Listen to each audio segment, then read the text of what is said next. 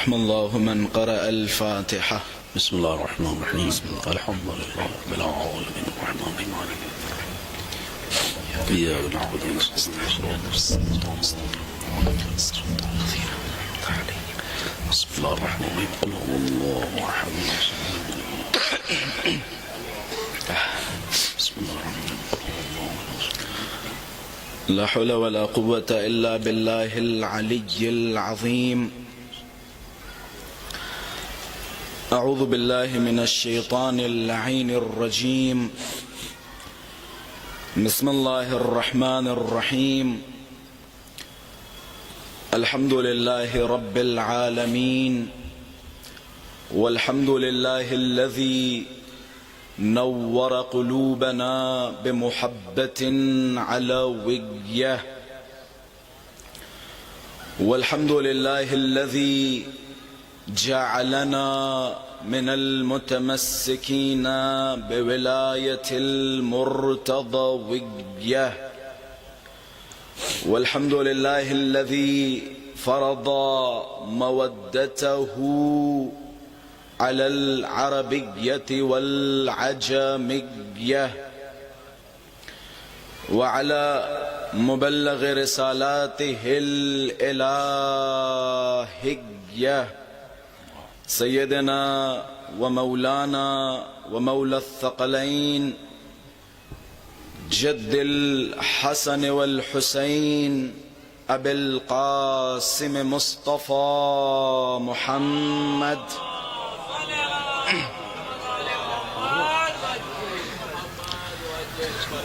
اللهم صل وسلم وزد وبارك على صاحب الدعوة النبوية والصولة الحيدرية والعصمة الفاطمية والحلم الحسنية والشجاعة الحسينية والعبادة السجادية والمآثر الباقرية والآثار الجعفرية والعلوم الكاظمية والحجج الرضوية والجود التقوية والنقابة النقوية والهيبة العسكرية والغيبة الإلهية الحجة القائمية. اللهم صل على محمد وآل محمد وعجل فرجهم. اللهم عجل لوليك الفرج والعافية والنصر، واجعلنا من أعوانه وأنصاره. اللهم كن لوليك الحجة ابن الحسن صلواتك عليه وعلى آبائه في هذه الساعة وفي كل الساعة وليا وحافظا وقائدا وناصرا ودليلا وعينا حتى تسكنه أرضك طوعا وتمتعه فيها طويلا. اللهم صل على محمد وآل محمد وعجل فرجهم. أما بعد فقد قال الله تبارك وتعالى في محكم كتابه ومتقن خطابه: بسم الله الرحمن الرحيم. الذين ينفقون في السراء والضراء والكاظمين الغيظ والعافين عن الناس والله يحب المحسنين. صدق الله العلي العظيم. اللهم صل على محمد وآل محمد وعجل فرجهم. وجود ذی الجود نازنین حضرت حجت عجل اللہ تعالی فرجہ الشریف کی سلامتی، مولا کے ظہور میں تعجیل، علماء کرام، ذاکرین کرام، شعراء کرام، مراجعین عظام، شیعیان حیدر صفدر اور آپ سب اپنی سلامتی اور تمام جہان تشیع کی سلامتی کے لیے بآواز بلند صلوات ہدیہ فرمائیں. صل علی محمد و آل محمد وعجل فرجهم. ہمارا شیعہ وہ ہے جو ہماری خوشی میں خوش ہو، ہمارے غم میں غمگین ہو. یقیناً آل محمد کے گھر میں سوگ ہے، اور ہمارا فریضہ یہ ہے کہ ہم آل محمد کے گھرانے کے سوگ کو اپنا سوگ سمجھیں. بلکہ الفاظ کو تھوڑا سا اور آسان کر دوں. ہمارے یہاں موتیں ہو جاتی ہیں، لوگوں کو قید ہو جاتی ہے، جیلوں میں چلے جاتے ہیں، لیکن جب ہمارا کوئی عزیز جیل میں جاتا ہے تو ہم اس کی اسیری پہ روتے نہیں ہیں. یا ہمارا کوئی جوان اس دنیا سے جاتا ہے تو ہم اپنے جوان پر روتے ہیں، لیکن اس جوان کو نہیں بھولتے کہ جس جوان نے کربلا میں برچھی کی انی اپنے کلیجے پہ کھائی تھی. یہ ہماری محبت ہے اور اس میں کوئی شک نہیں. اس کی دلیل یہ ہے کہ جناب والا معاملات کو صدیاں گزر چکی ہیں، لیکن آج بھی جیسے ہی وہ دن آتے ہیں ہمارا غم، ہمارا غصہ، ہمارے جذبات، ہمارا عقیدہ، ہمارا جوش اسی طرح تازہ ہو جاتا ہے کہ جیسے آج ہی مولا کو شہید کیا گیا ہو.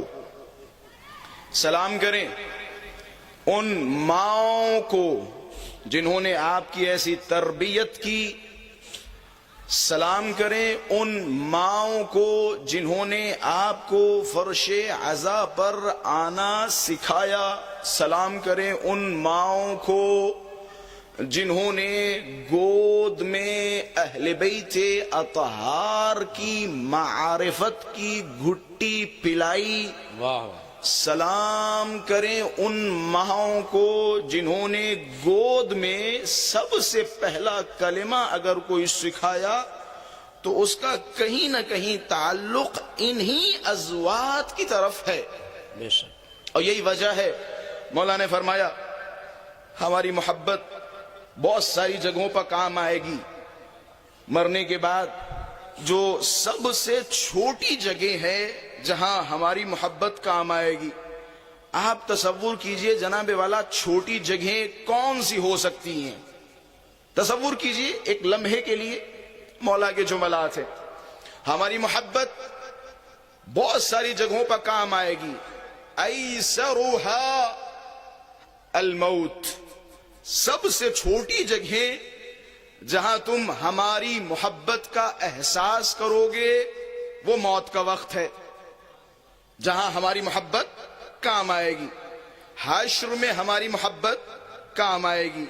صراط پر جب سارے کے سارے کھڑے ہوں گے، کوئی صراط کو عبور نہیں کر پا رہا ہوگا، وہاں علی و اولاد علی کی محبت کام آئے گی. بے شک. سب سے چھوٹی جگہ ہے جہاں ہماری محبت کام آئے گی. قربان جاؤں مولا کی ازواج پر، قربان جاؤں مولا کے جملوں پر. ہماری محبت کا یہ اثر ہے جو مرنے کے بعد ثابت ہوگا، لیکن ایک اثر جو اسی دنیا میں تمہارے حق میں ثابت ہو جائے گا، وہ اثر یہ ہے کہ جب بھی ہماری محبت کی ٹھنڈک اپنے دلوں میں محسوس کرو تو سمجھ جاؤ طیب الولادہ، تمہاری ولادت پاکیزہ ہے. بہت خوب.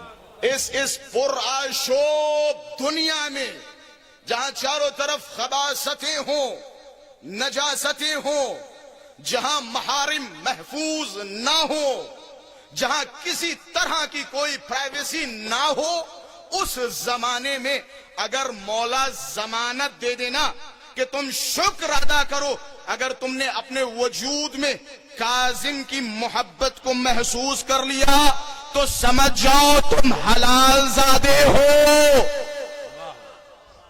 حلال زادے ہو۔ اب اگر کوئی طبقہ نظر آئے جو نعوذ باللہ نعوذ باللہ نعوذ باللہ امام کاظم پر تبرہ کر رہا ہو تو حلال زادے کا الٹا سمجھ جائیے۔ آپ نعرے لگا رہے تھے نا، کل نعرے لگا رہے تھے مولا کے دشمن پہ لعنت، فلاں پہ لعنت، فلاں پہ لعنت۔ نعرہ ہے، اچھا ہے، لگنا چاہیے، لیکن امام کاظم کی جب شہادت آئے تو ایک نعرہ جو سب سے زیادہ لگنا چاہیے وہ منکر امامت امام کاظم کے خلاف ہے۔ امام کاظم مظلوم امام ہے، مظلوم۔ یہ ایسا مظلوم امام ہے کہ چاہنے والوں کے درمیان بھی ایک ایسا طبقہ کھڑا ہوا جہاں امام کاظم کو مختلف دشمنوں کا سامنا کرنا پڑا، وہی چاہنے والوں کے درمیان بھی ایک ایسا طبقہ کھڑا ہوا کہ جس نے امام کاظم کی امامت کا انکار کیا۔ یہ امام کاظم کے لیے بڑا سخت دور تھا۔ ظاہر سی بات ہے جب بھی ہم ائمہ علیہم الصلوۃ والسلام کی سیرت کا مطالعہ کرتے ہیں تو دو چیزوں پہ بہت زیادہ غور کرنا چاہیے۔ ایک تو وہ معصوم کس زمانے میں تھا، کس پیریڈ میں تھا، اور اس معصوم کے دور میں دشمن کیسے تھے۔ میری باتیں آپ حضرات تک پہنچ رہی ہیں، میں مقدماتی گفتگو آپ حضرات کی خدمت میں پیش کر رہا ہوں تاکہ آپ لوگوں کے ذہن آمادہ ہو جائیں موضوع کے لیے۔ میں نے کل بھی آپ سے وعدہ کیا تھا یہ مجالس بعنوان مجالس کاظمیہ ہیں، بعنوان اسیر بغداد کا ماتم۔ تو بندہ یہ حقیر کی کوشش یہ ہوگی امام کاظم کے سوا کسی اور شے پر گفتگو نہ کی جائے۔ اگر بیچ میں بطور مثال بات ادھر سے ادھر چلی گئی اور کوئی بات آ گئی تو اس کے لیے معذرت خواہ ہوں، اگر کوئی آئے گی تو یقیناً آپ کے مطلب کی ہی بات ہوگی۔ ایک صلوات پڑھے محمد وآل محمد کی ذات پر۔ صلی علی محمد وآل محمد وعجل فرجهم۔ امام کاظم علیہ الصلوۃ والسلام کا زندگی آپ پڑھیں تو امام کاظم کی زندگی کا پہلا سبق، بسم اللہ الرحمن الرحیم، پہلا سبق۔ قبلہ بھی ابھی تھوڑی دیر پہلے بعض نکات کی طرف اشارہ فرما رہے تھے۔ پہلا سبق امام کاظم کی زندگی کا، شیعہ حکیم ہوتا ہے۔ یہ ایک جملہ اگر آپ حضرات تک پہنچ جائے تو میں سمجھوں گا میری مجلس کا مقصد پہنچ چکا ہے۔ شیعہ کیا ہوتا ہے؟ حکیم۔ یعنی کیا؟ یعنی شیعہ دور اندیش ہوتا ہے، معاملات کو سمجھتا ہے، معاملات کو اچھی طرح سے پرکھتا ہے۔ یہی وجہ ہے مسلمانوں کے تمام فرقوں کو اٹھائیے، کسی فرقے میں تقیہ کا موضوع نہیں ہے۔ کاش میری باتیں آپ حضرات تک پہنچ جائیں۔ کسی فرقے میں موضوع تقیہ پایا نہیں جاتا سوائے معصومین علیہم الصلوۃ والسلام کے۔ معصومین نے شیعوں کے لیے اگر سب سے بڑی کوئی نعمت دی ہے تو وہ ہے تقیہ، کہ جس سے ہر دور میں تمہاری جان محفوظ رہے گی۔ اچھا کیسا تقیہ؟ اب ذرا سنیے، امام کاظم کی امامت ابھی شروع نہیں ہوئی ہے ظاہری طور پر۔ میں نے کل بیان کیا تھا امام کاظم کی ظاہری طور پر ولادت کب ہوئی؟ 128 ہجری میں۔ تھوڑا تھوڑا میرے ساتھ چلتے رہے تاکہ میں موضوع کی طرف آپ حضرات کو لے سکوں، چلا سکوں۔ امام کاظم کی ولادت 128 میں۔ امام صادق علیہ السلام کی شہادت کب ہوئی؟ 148 میں۔ امام صادق کو جب منصور دوانقی نے زہر دیا، امام کاظم ظاہری طور پر منصب امامت پر فائز ہو گئے۔ منصور دوانقی امام کاظم کو بہت اچھی طرح جانتا تھا، کیونکہ بچپن میں بھی منصور دوانقی نے جب امام صادق سے ملاقات کی تو بہت سارے ایسے معاملات پیش آئے کہ جہاں امام کاظم بچپن میں ہی اسے دھول چٹا چکے تھے، لہذا اس کے ذہن میں امام کاظم کی شخصیت تھی۔ جیسے امام صادق کی شہادت ہوئی، لوگوں نے خوشیاں منائی، منصور دوانقی کے پاس گئے کہ جناب اب تو سکون سے بیٹھ جائیے، آپ کی حکومت کے لیے جو خطرہ تھا وہ خطرہ ٹل گیا، امام صادق کو مار دیا گیا، انہیں زہر دے دیا، انہیں شہید کر دیا، اب سکون سے بیٹھیے۔ منصور دوانقی نے کہا نہیں، میں نے صادق کے بیٹے کو دیکھا تھا، جب بچپن میں ایسا شعور تھا تو اب کیسا ہوگا، لہذا جب تک کاظم کی کوئی خبر نہ مل جائے میں پرسکون نہیں بیٹھوں گا۔ کہ اچھا کریں تو کیا کریں؟ سلیمان کو بھیجا کہ مدینے جاؤ پتہ کرو کیا امام صادق نے چپکے سے کوئی وصیت لکھی کہ میرے بعد کون خلیفہ ہوگا، کون امام ہوگا۔ روایت کے جملے کہ جا کے پتہ کرو، اگر پتہ چل جائے تو فوراً خط مجھے بھیجنا، مجھے بتانا، تاکہ جسے وہ امام معین کریں گے اسے بھی مار دیں گے، سکون سے بیٹھ جائیں گے۔ میں نے بات کی تھی حکمت کی، شیعہ کیا ہوتا ہے؟ حکیم۔ اب دیکھیں مولا کی حکمت کیسی۔ منصور دوانقی اپنے زعم و گمان میں مبتلا بھیجا، سلیمان پہنچا، بڑی مشقتوں کے بعد امام کا وصیت نامہ نکلوایا۔ منصور دوانقی نے سلیمان کو حکم دیا تھا اس وصیت نامے میں جس کا نام امام صادق نے مینشن کیا ہو اس کی گردن کاٹ دینا، گردن میرے پاس بھجوا دینا۔ سلیمان جیسے ہی مدینے پہنچا وصیت نامہ تلاش کروایا، وصیت نامہ ملا۔ اب جیسے ہی وصیت نامہ دیکھا مولا نے فرمایا میرے بعد ان 5 میں سے ایک امام ہوگا، پہلا نام ہے منصور دوانقی۔ سلیمان نے خط لکھا، بھائی بتاؤ کرے تو کیا کرے، کیا گردن کاٹ دے؟ پہلا نام تیرا ہے، دوسرا نام میرا ہے۔ واہ واہ واہ، پہلا نام تیرا، یہ ہے حکمت، یہ ہے امام کی حکمت۔ میں نے کل بیان کیا تھا نا، امام نے اگر کہا نا جناب الف وضو ایسے کرو تو تم اپنا منہ ٹیڑھا کر کے نہ کہو کہ جناب ہم نے تو نہیں سنا وضو ایسی ہوتی ہے، وضو ایسی ہوتی ہے۔ امام نے اگر کہہ دیا نا سمعان و طاعہ، شوں و چھرا کی کوئی گنجائش نہیں ہے۔ امام نے اگر کہہ دیا مثال کے طور پہ تم اپنے بیٹے کا نام گدھا رکھو تو تم سوال کرو گے کہ مولا میرے بیٹے کا نام گدھا اچھا نہیں لگے گا، ایسا لگے گا ویسا لگے گا، نہیں۔ امامت کے مقابلے میں اپنے آپ کو سرنڈر کرنا امامت شناسی کا پہلا سبق ہے، امامت شناسی کا پہلا سبق ہے۔ چوں و چرا کی کوئی گنجائش نہیں ہوتی، اسے کہا جاتا ہے ولایت مطلقہ۔ میں پھر سے جملوں کو دہرا رہا ہوں، ولایت مطلقہ۔ ولایت مطلقہ معصوم کے سوا کسی کو حاصل نہیں ہوتی، ولایت مطلقہ معصوم کے سوا کسی کو حاصل نہیں ہوتی۔ اچھا میں سمجھاتا چلوں، بات آ گئی۔ مثال کے طور پہ والدین کی بھی ولایت ہوتی ہے، کائنڈ آف، علماء کی بھی ولایت ہوتی ہے، ولایت فقی بھی ہے، بہت ساری ولایتیں ہیں جو ہماری گردنوں پر عائد کی جاتی ہیں۔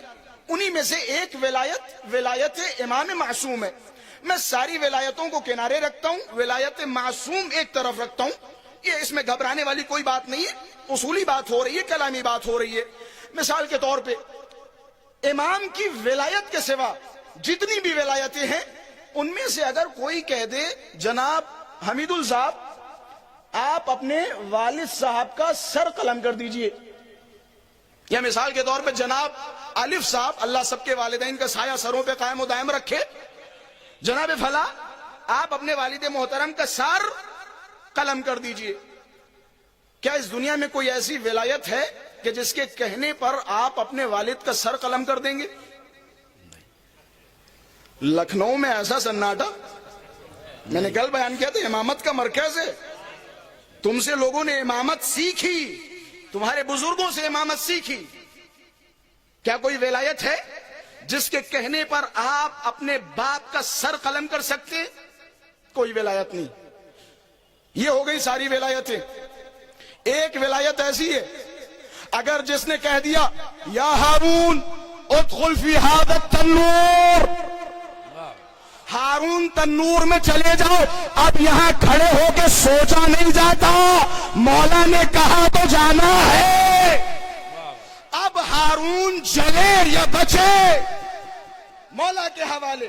اسے کہا جاتا ہے ولایت مطلقہ، جو معصوم کو حاصل ہے، جو ائمہ علیہم السلام کو حاصل ہے. خلاصہ اہل بیت علیہم السلام نے سب سے پہلا درس اگر کوئی دیا تو وہ درس کیا ہے؟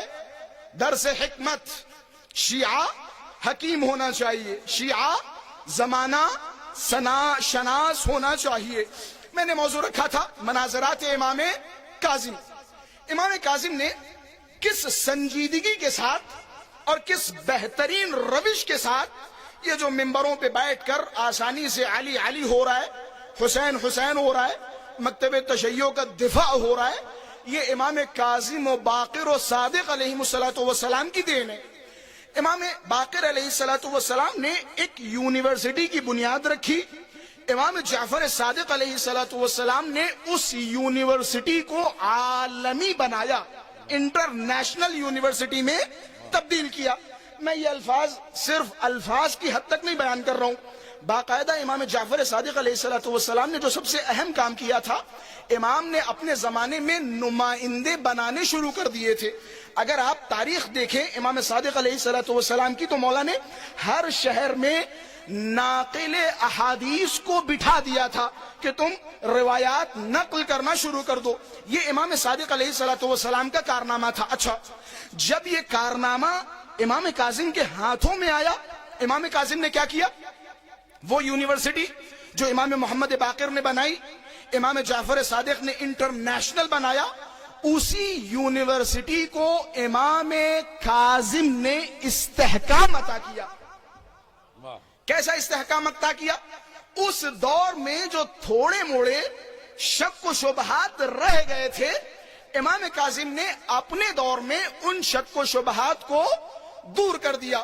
اور یہ کام امام نے اس دنیا میں ظاہری طور پر آتے ہی شروع کر دیا. میں نے کل گہوارے کے امام کاظم کے 2-4 مناظرات آپ حضرات کی خدمت میں بیان کیے.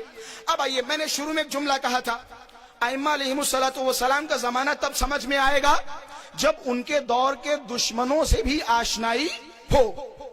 ایک دشمن کا نام میں نے بتا دیا، منصور دوانقی. صفاک ترین شخص تھا، لعین ترین شخص تھا، جس نے امام صادق کو زہر دیا. اور یہ وہی آدمی ہے کہ جس نے امام صادق سے سوال کرنے پہ ٹیکس لگایا تھا. توجہات کا طالب ہوں. مولا پر ٹیکس لگایا تھا، لوگوں پر ٹیکس لگایا تھا. جب اس نے دیکھا کس طرح سے امام جعفر صادق علوم آل محمد کو نشر کر رہے ہیں، گھر گھر تک پہنچا رہے ہیں، روایات معصومین علیہم السلام لوگوں کے دلوں میں گھر کر چکی ہیں، تو اس نے حکم دیا کہ آج کے بعد جو بھی امام صادق سے سوال کرے گا اسے بطور ٹیکس 1 درہم دینا پڑے گا. سبحان اللہ. جو بھی امام سے سوال کرے گا اسے بطور ٹیکس 1 درہم دینا پڑے گا. ظاہر سی بات ہے اس کے مقابلے میں بھی تو کچھ ہونا چاہیے. اپنا بھی ایک خصوصی پینل بنا رکھا تھا، جس پینل کے ہیڈ وہ تھے جو اکثر فرمایا کرتے تھے لولا السنتان لہلک النعمان. 2 سال جعفر صادق کے پاس نہ ہوتا نعمان ہلاک ہو چکا. میں کہوں گا جناب یہ باتیں نہیں ہے، اس سے پہلے بھی کئی نظر آئے جو کہتے رہے لولا علی لہلک فلاں. یا علی یا علی یا علی یا علی.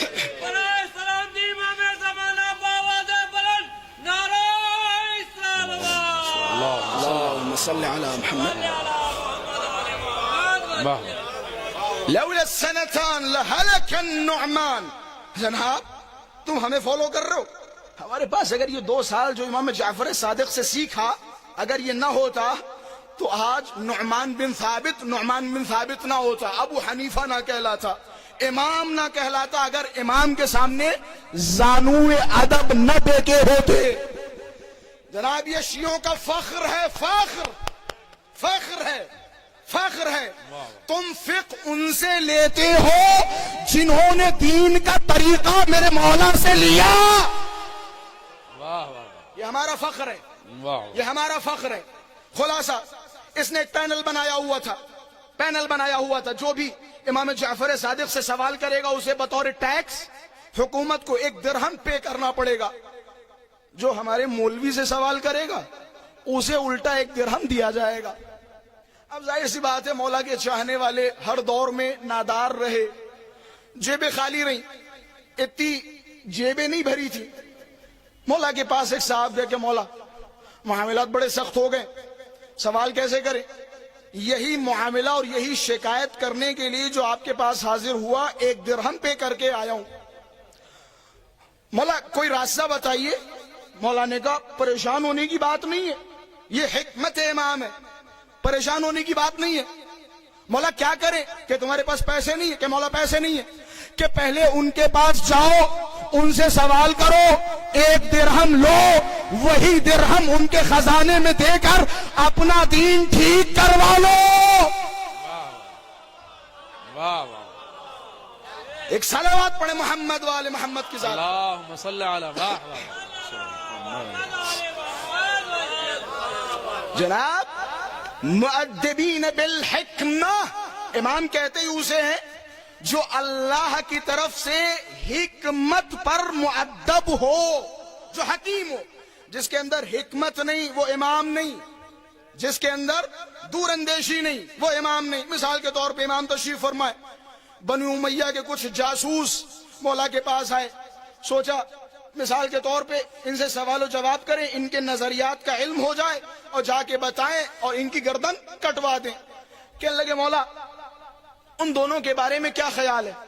میں کل بیان کر چکا جو کل تھے.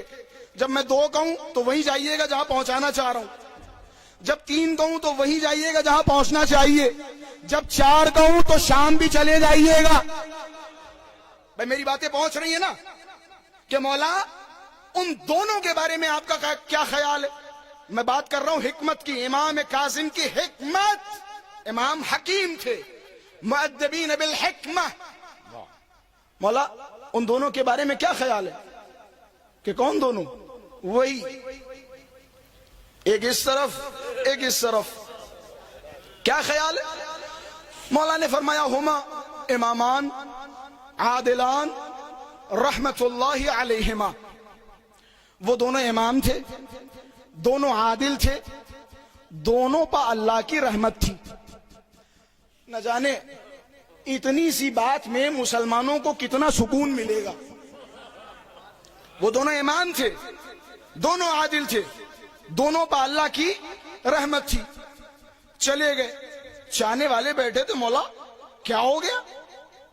ایک طرف تو آپ فرما رہے ہیں نحن معاشر بنی ہاشم علموا صغارنا وکبارنا ببغضہما والبراءۃ منہما. ہم معاشر بنی ہاشم اپنے چھوٹوں کو اپنے بڑوں کو ان سے دشمنی کرنا سکھاتے ہیں. دوسری طرف آپ فرما رہے ہیں وہ دونوں امام تھے، دونوں عادل تھے، دونوں پہ اللہ کی رحمت. امام مسکرائے. امام کون ہوتا ہے؟ حکیم، مؤدبین بالحکمہ. امام نے فرمایا میں نے کچھ غلط نہیں کہا، اسے کہا جاتا تقیہ. میں نے کچھ غلط نہیں کہا، میں نے کہا وہ دونوں امام تھے. امام ہے، امام 2 طرح کے ہوتے ہیں، ایک ہدایت کا امام، ایک گمراہی کا امام. ہدایت کا امام تمہارے سامنے ہے، گمراہی کا امام وہ ہے کہ جس نے علی کا حق چھینا. دونوں عادل تھے، دونوں عادل تھے. مولا دونوں عادل تھے؟ جی دونوں عادل تھے. انہوں نے حق سے باطل کی طرف عدول کیا، حق سے باطل کی طرف پلٹ گئے. یہ دونوں عادل تھے، دونوں پر اللہ کی رحمت. مولا یہ کیسے سمجھے؟ وَمَا أَرْسَلْنَاكَ إِلَّا رَحْمَةً لِلْعَالَمِينَ. اے رسول ہم نے تمہیں عالمین پر رحمت بنا کر بھیجا. کیا وہ دونوں اس عالمین کا حصہ تھے یا نہیں تھے؟ حصہ تھے تو رسول ان پر بھی رحمت تھے. ایک صلوات پڑھے محمد والے محمد کی ذات پر. اللہم صلی علی محمد وآل محمد وعجل فرجہم. بس میں جہاں تک آپ حضرات کو لے آنا چاہ رہا تھا وہاں تک پہنچ گئے. اب آئیے موضوع کی طرف. میں نے کل بیان کیا تھا امام کاظم علیہ السلام کو اپنے دور میں شدید ترین دشمنوں کا سامنا کرنا پڑا. پہلا دشمن ہے منصور دوانقی، دوسرا دشمن ہے مہدی. یہ بڑا خبیث، بڑا لعین تھا، اس کے بڑے کارنامے رہے. تیسرا دشمن کہ جسے امام نے اپنے دوران امامت میں فیس کیا وہ تھا ہادی. دیکھیں ایک چھوٹی سی بات آپ حضرات کے سامنے بیان کرتا چلوں. ایک ہے بنو امیہ اور ایک ہے بنو عباس. خطرناک کون تھے؟ خطرناک کون تھے؟ بنو عباس. وجہ کیا ہے؟ سبحان اللہ. وجہ یہ ہے کہ وہ کفار کی صورت میں آئے، واہ. یہ رسول کا امامہ لگا کے آئے، یہ زیادہ خطرناک ثابت ہوئے. انہوں نے ہمیشہ آل محمد سے محبت کے دعوے کیے، ہمیشہ یہ کہتے رہے کہ جناب ہم تو آل محمد کا حق ان کے حوالے کرنا چاہتے، ہم یہ حکومتیں جیت رہے صرف اس لیے تاکہ یہ بنی ہاشم کو حکومتیں دے سکے، انہیں تخت و تاج پہ بٹھا سکے. پوری زندگی انہوں نے یہ نعرہ لگایا لیکن کہیں بھی بنی ہاشم کو ان کا حق نہیں دیا، صرف نعرہ لگاتے رہے. بنو عباس بنو امیہ سے زیادہ خطرناک تھے. اب آئیے بنو عباس و بنو امیہ میں فرق یہ تھا کہ بنو امیہ جاہل تھے، ان پڑھ تھے، گوار تھے. اتنے جاہل، اتنے ان پڑھ اور اتنے گوار کہ رات بھر شراب پیتے تھے، صبح جب نماز پڑھانے جاتے تھے تو اسی شراب کے نشے میں چلے جاتے تھے. محراب میں کھڑے ہو کے لوگوں کی پرواہ کیے بغیر کہا کرتے تھے 2 کافی یا 2 اور پڑھا دے. یہ بنو امیہ کا رویہ تھا. لیکن بنو عباس تھوڑا سا ہوشیار دشمن تھا. کیسا ہوشیار؟ انہوں نے علمی راستہ اختیار کیا. بنو عباس نے اپنے دورہ حکومت میں علماء کو بلانا شروع کیا، فیلسوف کو بلانا شروع کیا. فلسفے کی کتابوں کو جو مر چکی تھی، جو نابود ہو چکی تھی، ان فلسفے کی کتابوں کو بنو عباس نے اپنے دور میں زندہ کیا. اور باقاعدہ علامہ طباطبائی صاحب تفسیر میزان کے مقدمے میں یہ جملے نقل فرما رہے کہ فلسفہ ابتداءً اس لیے زندہ کیا گیا تاکہ جعفر صادق کے دروازے کو بند کیا جا سکے. مأمون غیر رشید سے میں بڑی علمی اور دقیق باتیں آپ حضرات کی خدمت میں عرض کر رہا ہوں. میرے لیے بڑا آسان ہے کہ میں چند لفاظیوں کے ذریعے آپ حضرات کی خدمت میں چند باتیں عرض کروں اور اپنا وقت مکمل کر کے جا سکتا ہوں. لیکن امام کاظم علیہ السلام کی شہادت ہے تو میں معارف کاظمیہ بیان کرنا حق منبر سمجھتا ہوں. اور میرے خیال سے اگر معارف کاظمیہ، مقاصد کاظمیہ آپ حضرات کے اذہان عالیہ تک پہنچ گئے تو میں سمجھوں گا کہ میری مجالس کا حق ادا ہو گیا. اب آئیے جناب والا، بنو عباس کا کارنامہ کیا تھا؟ بنو عباس تھوڑے سے دقیق تھے.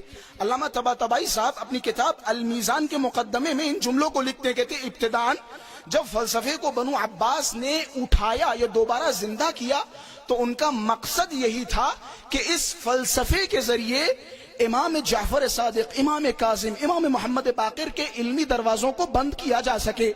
یہی وجہ ہے باقاعدہ بنو عباس کے دور میں فلسفے کی کتابوں کو ترجمہ کرنے کے لیے یہ جملہ مشہور کیا گیا، جو جتنے صفحات عربی میں ترجمہ کرے گا اس کا ترجمہ ترازو کے ایک پلڑے پہ رکھا جائے گا، دوسرے پلڑے پہ اتنا ہی سونا اسے دیا جائے گا، اتنا ہی سونا اسے دیا جائے گا. کیوں؟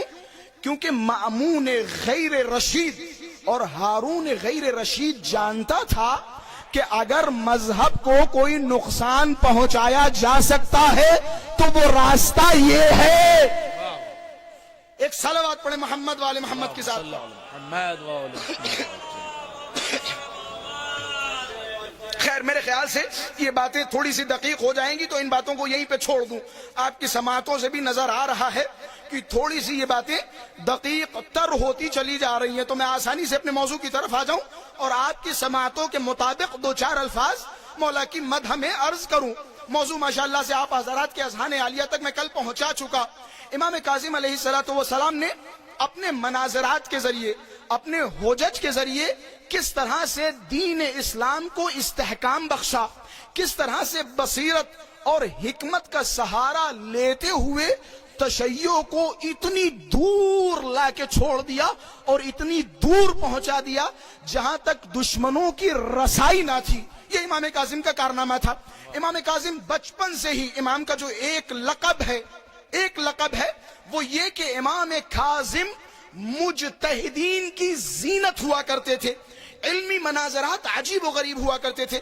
علامہ طالب جوہری صاحب کا ایک بڑا خوبصورت تجزیہ, بس میں یہیں سے باب فضائل امام کاظم میں داخل ہونے کی کوشش کر رہا ہوں. علامہ طالب جوہری صاحب فرماتے میں نے ایک حدیث دیکھی. امام کا ایک لقب کیا ہے؟ زین المجتہدین, مجتہدین کی زینت. کہنے لگے ایک حدیث دیکھی امام کاظم سے. امام کاظم نے فرمایا ہفتے میں 35 نمازیں واجب ہیں. توجہ, ہفتے میں 35 نمازیں واجب ہیں. ابن تیمیہ ملعون نے بڑا مذاق اڑایا اس حدیث کو دیکھ کر کہ یہ شیعوں کے امام یہ کیسی نعوذ باللہ بچوں والی باتیں کر رہے. ظاہر سی بات ہے جب دن میں 5 نمازیں ہیں تو ہفتے میں 35 نمازیں ہوں گی. پھر امام کاظم نے کیوں فرمایا ہفتے میں 35 نمازیں واجب ہے؟ یہ کوئی حدیث ہے؟ یہ کوئی علم ہے؟ بڑا مذاق اڑایا ابن تیمیہ نے.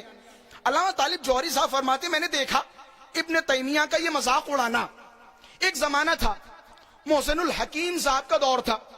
محسن الحکیم صاحب نے ایک پینل بنایا استفتاءات کا. لوگ اپنے سوالات ان کی خدمت میں لے جاتے تھے اور وہ جوابات لکھ کے دیتے تھے. کہ ایک دن کسی خاتون نے سوال کیا کہ میں متوجہ نہیں تھا کہ امام کاظم نے کیوں فرمایا ہفتے میں 35 نمازیں واجب ہیں.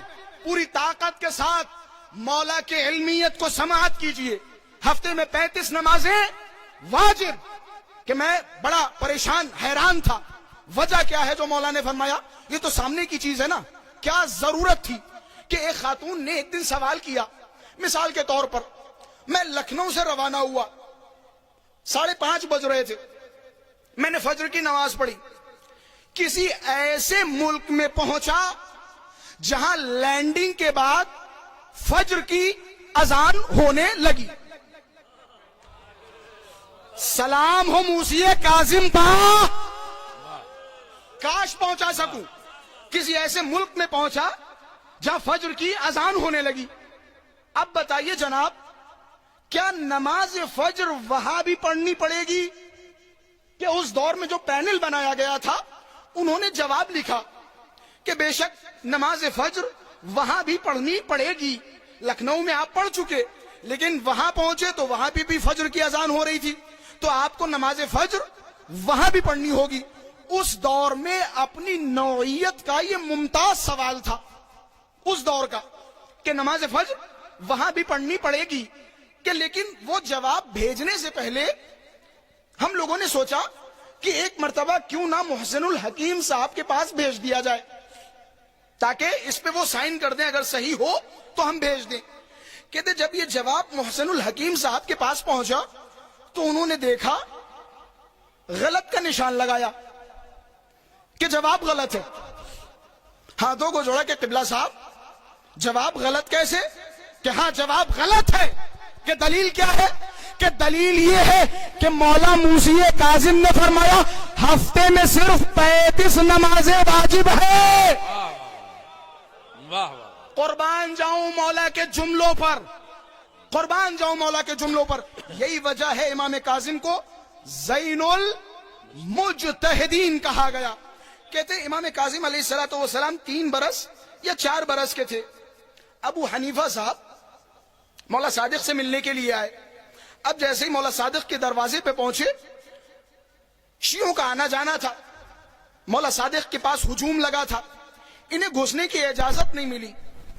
بہت دیر کھڑے رہے, ایک چھوٹے سے کمرے میں بیٹھ گئے جو مثال کے طور پہ انٹرنس پہ ہی تھا. ان کی نظر ایک بچے پہ پڑی. ایک بچہ جیسے ہی داخل ہوا, بعض وہاں پر شیعہ یا مولا کے چاہنے والے بیٹھے ہوئے تھے. 2 یا 3 سال کا بچہ جیسے ہی آیا, فقام ہیبۃ اللہ, کہ جتنے لوگ وہاں پہ بیٹھے تھے وہ سارے کے سارے اس بچے کی ہیبت سے کھڑے ہو گئے. واہ ابو حنیفہ صاحب نے عبداللہ بن مسلم سے سوال کیا کہ اے عبداللہ ابن مسلم، یہ غلام کون ہے، یہ بچہ کون ہے کہ جس سے ملنے آئے ہو؟ یہ اسی کا بیٹا ہے.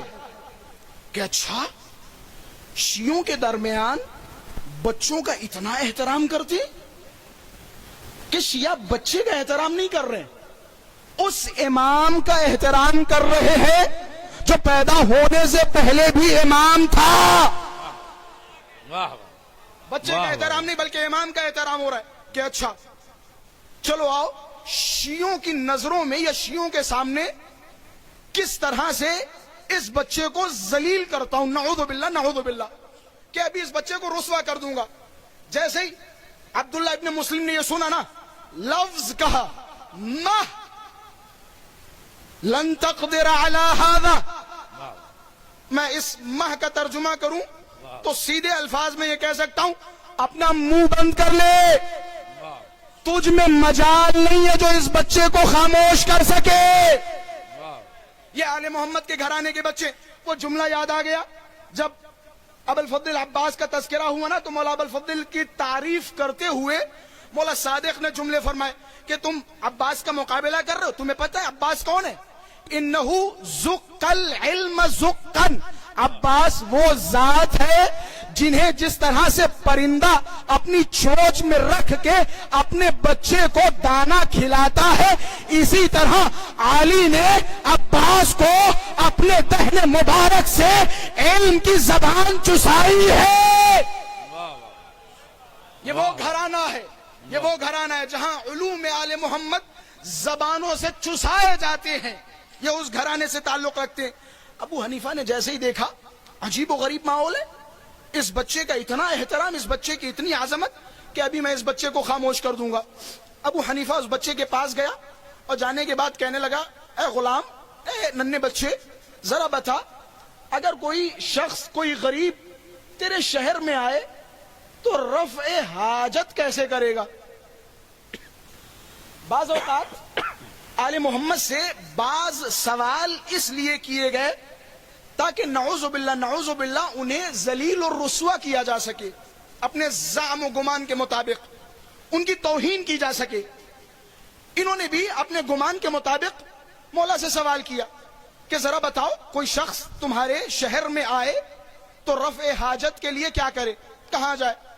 مولا نے بڑے سمپل اور بڑے سادے انداز میں جواب دیا، یتوارا خلف الجدار، کہ دیکھ لو کوئی دیکھ نہ رہا ہو دیوار کے پیچھے چلے جاؤ. میں بعد والے جملوں کے لیے ایک مقدمہ بنا رہا ہوں اور میں کوشش یہ کروں گا اگر آپ نے یہاں سے میرا ساتھ دے دیا تو میں آپ کو ایک الگ منزل پہ لے جانے کی کوشش کروں گا. یہ توارا خلف الجدار، دیوار کے پیچھے چلے جائے، رفع حاجت کر لے. ہاں اس بات کا خیال رکھیں کوئی پڑوسی دیکھ نہ رہا ہو،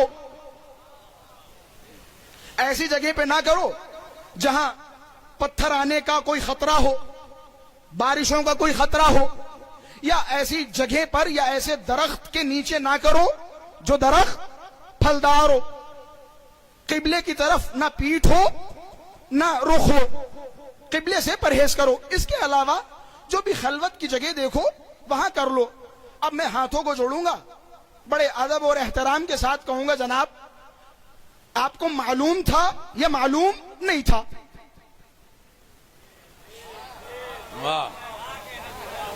اگر معلوم تھا سوال کیا کیوں؟ آپ کہیں کہ جناب معلوم تھا پھر بھی سوال کر رہا تھا، تو یہ تھی مومن کی اہانت.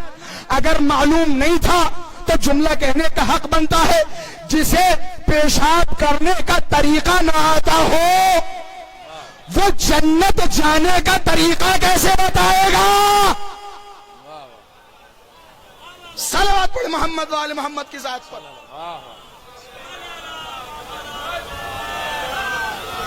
علی علی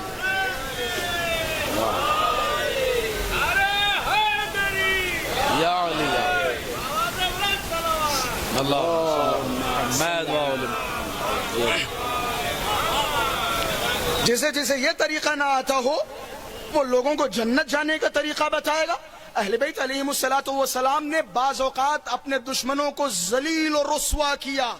ذلیل و رسوا کیا, اس کی وجہ ہے ذلیل و رسوا کرنے کی. یہی صاحب جب امام کاظم علیہ الصلوۃ والسلام صغر سن میں تھے, ظاہر سی بات ہے آل محمد کے گھروں کے بچے جب اس دنیا میں ظاہری طور پہ آتے ہیں تو سجدے کی حالت میں تشریف لاتے ہیں. امام 2-3 برس کے امام نماز پڑھ رہے تھے, یہ صاحب آئے امام صادق کے پاس پہنچے کہ یہ کس کا بچہ ہے.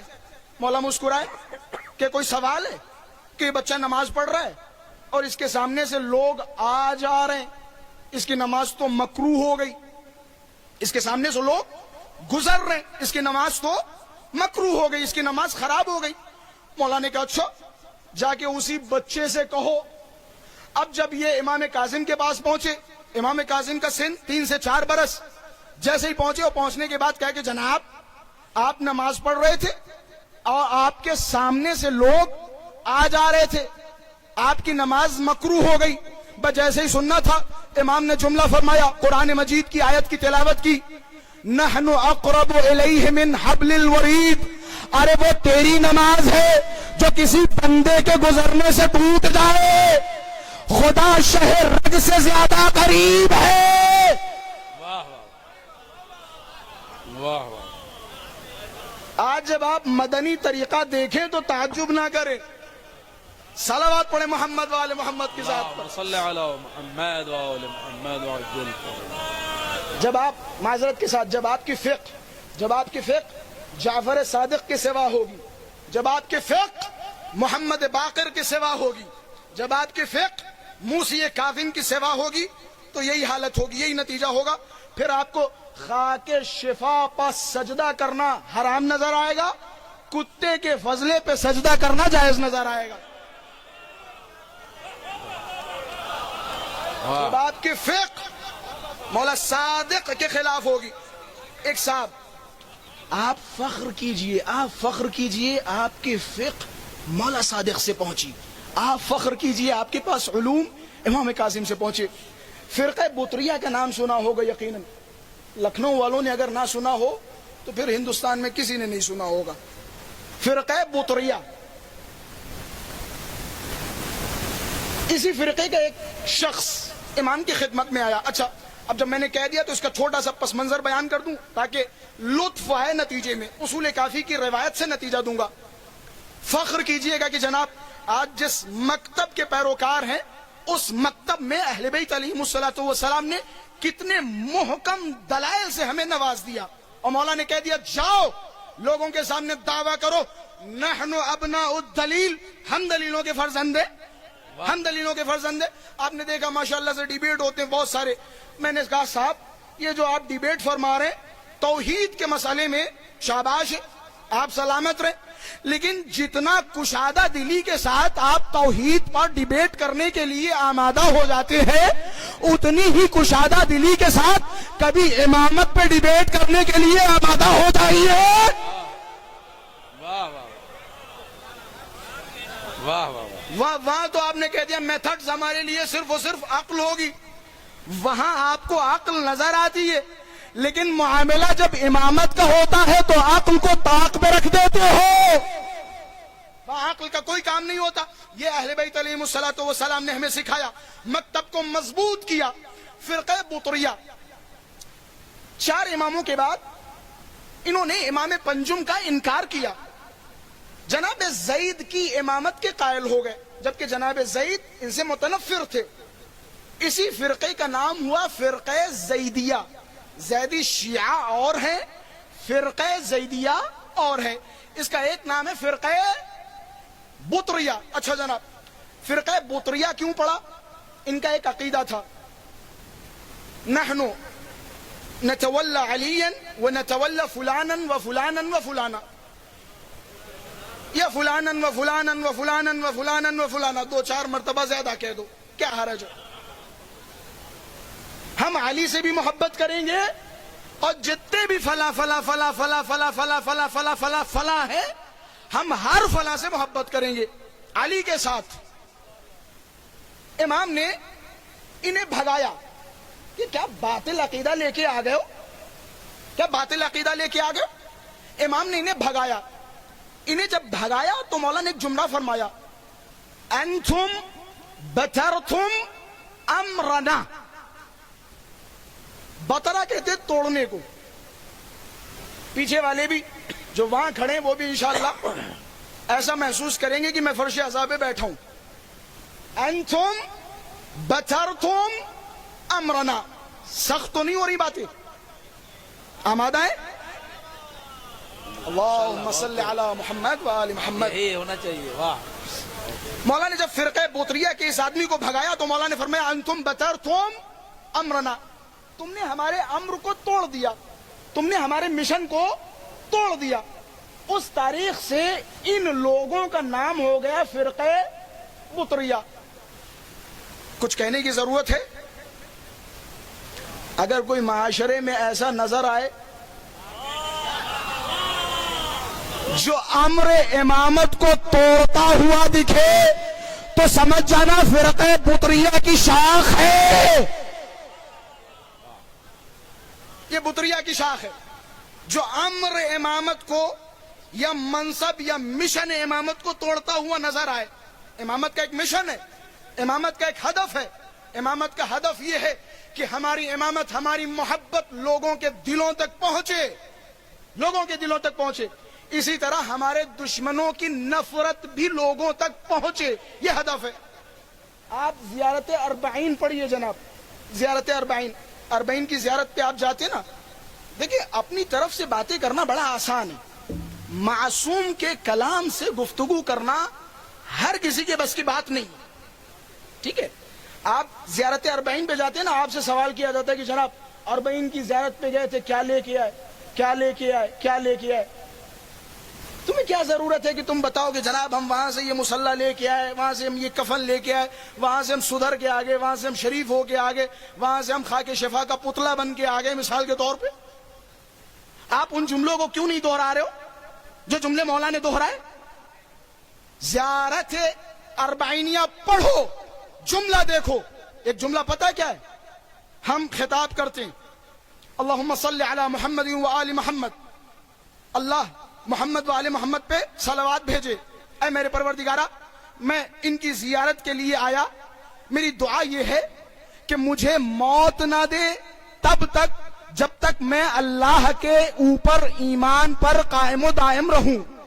یہ ایک چیز جو زیارت کربلا سے ہم لے کے آتے ہیں, یعنی جب ہمیں موت آئے تو اس حال میں کہ ہم اللہ کی وحدانیت کا اقرار کر رہے ہوں, نبی کی نبوت کا اقرار کر رہے ہو, علی و اولاد علی کی ولایت کا اقرار کر رہے ہو, اور ان کے دشمنوں سے بیزار ہو. اس کے بعد کا جملہ قابل غور ہے, اے میرے پروردگارہ اگر زیارت اربعین پر یہ نعمت ہمیں مل گئی تو ہم اس نعمت پر راضی ہیں. رضیت بذالک یا رب, اے میرے پروردگارہ ہم اس نعمت پر راضی ہیں اگر یہ نعمت زیارت اربعین سے مل گئی. شدت الولایہ, ولایت کی حرارت, محبت آل محمد کی شدت اگر آپ کے دلوں میں آ گئی تو سمجھ جاؤ ان مجلسوں میں آنے کے بعد جو کچھ آپ کو حاصل کرنا تھا وہ حاصل ہو چکا. اگر شدت ولایت, شدت برات آپ کے دلوں میں آ گئی. اچھا جناب, آئیے آل محمد کے در کا صدقہ. فرقہ بطریہ کا جب یہ شخص آیا نا تو مولا نے اسے بھگایا, کیا کہتے ہوئے؟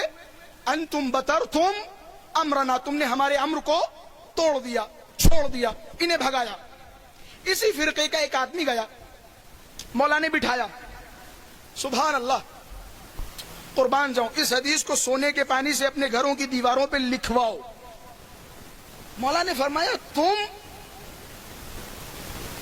اپنے ظرف کو نجس کر رہے ہو. جس ظرف میں علی کی ولایت ہو اسی ظرف میں اوثان اور رمح کی محبت ڈال رہے ہو. جس دل میں علی کی ولایت ہو اسی میں گندا پانی ڈال رہے ہو. امام نے کہا آؤ تمہیں دین سمجھاتا ہوں, قریب آؤ. کہ پتہ تمہاری حالت کیسی ہے. بڑے آہستہ الفاظ کے ساتھ بیان کروں گا. آپ یہ سمجھیے حوض علمیہ نجف کی باتیں شہر لکھنؤ میں آ کے بیان کر رہا ہوں. مولا نے فرمایا انتم تمسون الصمد وتدعون النہر الاعظم. تم نے ہمارے دروازے کو چھوڑا, تم نے جعفر صادق کے دروازے سے منہ موڑا, تم غیروں کے دروازے پہ چلے گئے. تمہیں جعفر صادق سے اچھا منصور دوانقی لگ رہا ہے؟ مولا عباس کے وہ جملے یاد آ گئے نا کہ ہیہات ہیہات ہیہات ممن هو شارب الخمر وممن هو فی بیتہ الوحی والقرآن. وہاں جا رہا ہے جو شرابی اور جواری اور کبابی ہے, اس دروازے کو چھوڑ رہا ہے جس گھر میں قرآن نازل ہوا. تمہیں کیا ہو گیا؟ تمہیں کیا ہو گیا؟ تم پاگل ہو, تم دیوانے ہو, تم احمق ہو, تم بے سواد ہو. علامہ امینی صاحب کا جملہ یاد آ گیا بڑے سادے الفاظ کے ساتھ کہ دنیا کے جتنے بے وقوف تھے علی کے دامن کو چھوڑ دیا, جتنے عقل مند تھے علی کے دامن کو تھام لیا, جتنے بے وقوف تھے علی کے دامن کو چھوڑ دیا. اب آئیے جناب, مولا نے فرقہ بطریہ کے اس آدمی کو بٹھایا اور بٹھانے کے بعد فرمایا تم ہمارے دروازے سے دور ہو گئے, ہمارے علوم تمہیں پسند نہیں آ رہے, ہماری منطق تمہیں پسند نہیں آ رہی, ہمارا لہجہ تمہیں پسند نہیں آ رہا ہے. تم مثال کے طور پہ ایک ایک گھنٹے کی مجلسوں میں, 2-2 گھنٹے کی مجلسوں میں گفتگو کر رہا ہو, ہماری روایات کے بغیر, ہمارے الفاظ کے بغیر, ہمارے معارف کے بغیر. تمہیں کیا ہو گیا؟ تمہارا حال میں بتاؤں کیا ہے. انتم تمسون الصمد وتدعون النہر الاعظم. تمسون کہتے ہیں مکیدن کو. آپ نے دیکھا کچھ جانور پانی پیتے اور کچھ جانور زبان سے پانی چاٹتے ہیں. آخر تک مولا کا جملہ پہنچا رہا ہوں. کچھ پیتے ہیں اور کچھ چاٹتے ہیں. آپ نے بھینس کو دیکھا, بھینس پانی پیتی ہے یا زبان سے چاٹ چاٹ کے پیتی ہے. اسے کہا جاتا ہے تمسون مکیدن, چاٹ چاٹ کے پانی پینا.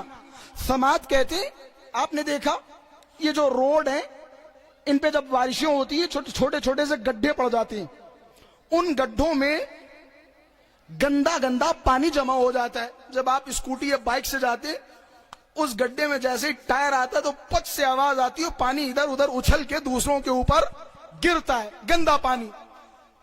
یا مولا قربان جاؤں آپ کی حکمت, آپ کی بصیرت, آپ کے الفاظ پر. مولا نے فرمایا انتم تمسون الصمد, کہ تم لوگ گندے گٹر کے پانی کو پی نہیں رہے ہو, چاٹ رہے ہو, جبکہ نہر اعظم تمہارے سامنے کھڑی ہے.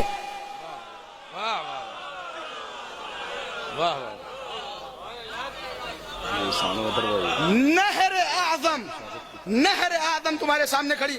تمہیں سوال کرنا ہے, آؤ جعفر صادق کے دروازے پہ آؤ, آؤ موسی کاظم کے دروازے پہ آؤ.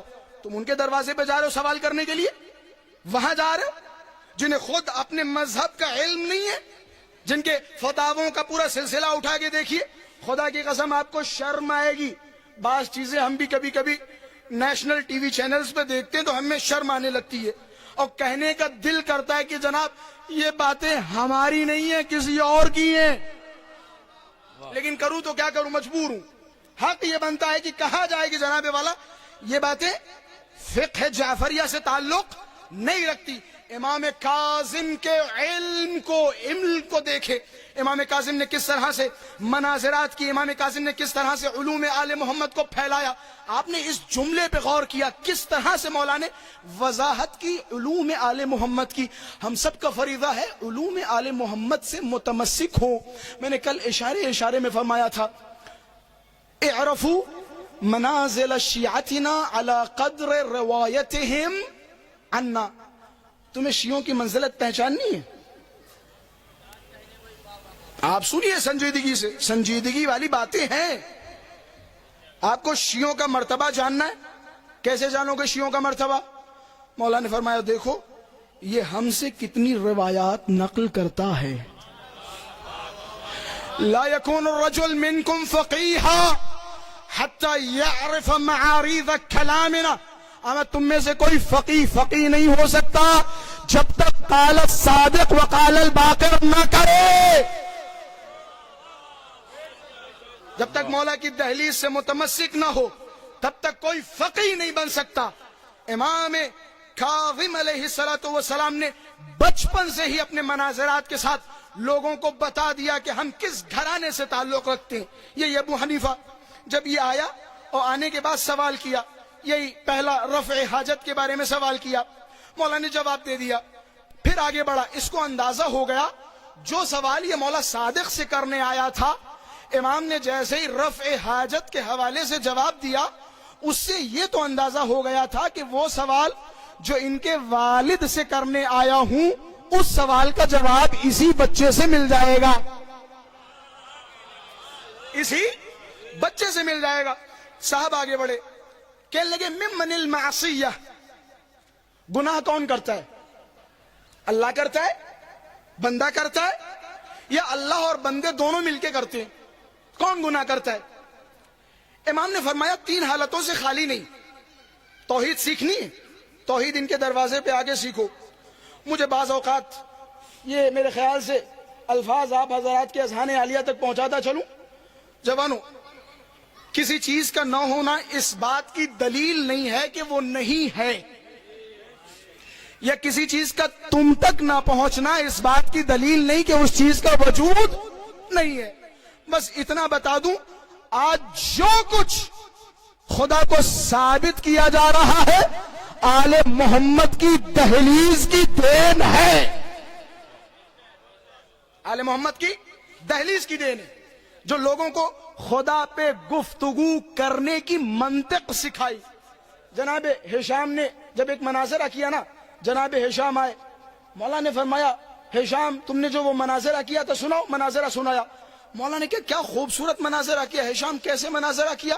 جواب دیا کہ مولا شیء اخذت منک والفتہ, میں نے بیس آپ کی باتوں کو بنایا پھر دلیلیں اپنی طرف سے قائم کر لی, لیکن بیس آپ کی باتوں کو بنایا. خوب. ابو حنیفہ سے سوال کیا ممن المعصیہ, گناہ کون کرتا ہے؟ امام نے فرمایا اگر تو نے کہہ دیا گناہ بندہ کرتا ہے تو معاملہ حل ہے. اگر تو نے کہہ دیا گناہ اللہ کرواتا ہے, اگر گناہ اللہ کرواتا ہے تو پھر جنت و جہنم میں بھیجنے کا کیا حق ہے؟ مثال کے طور پہ جب روز قیامت اللہ کسی کو جہنم کی طرف بھیجے گا تو بندہ کھڑے ہو گئے, بندہ اللہ سے کہے گا اے میرے پروردگارا گناہ تو تو نے کروایا تھا پھر جہنم کیوں بھیج رہا ہے؟ اس سے یہ ثابت ہوا کہ گناہ اللہ نہیں کرتا. دوسری صورت, اللہ اور بندے دونوں انسان کے گناہ میں شریک ہیں. مولا نے فرمایا یہ بھی باطل ہے. کیوں؟ کیونکہ یہ دونوں شریک ہیں لیکن شریک قوی خدا کی ذات ہے. دوسرا پارٹنر پہلے پارٹنر سے قوی تر ہے, مضبوط تر ہے. جب ایک پارٹنر مضبوط تر ہے تو اسے حق نہیں ہے کہ کمزور پارٹنر کو معذب کرے. یہ توحید ہے اس دروازے کی. لہذا ثابت ہوتا ہے کہ بندہ خود گناہ کرتا ہے پھر خدا کی مرضی, خدا چاہے اسے معاف کر دے یا خدا چاہے اسے عذاب میں مبتلا کرے. اس طرح کے امام کاظم علیہ الصلوۃ والسلام کے مناظرات کہ جن سے توحید اس منزل پہ پہنچی کہ جہاں پہنچنا چاہیے تھا. ایک صلوات پڑھے محمد والے محمد کی ذات پر.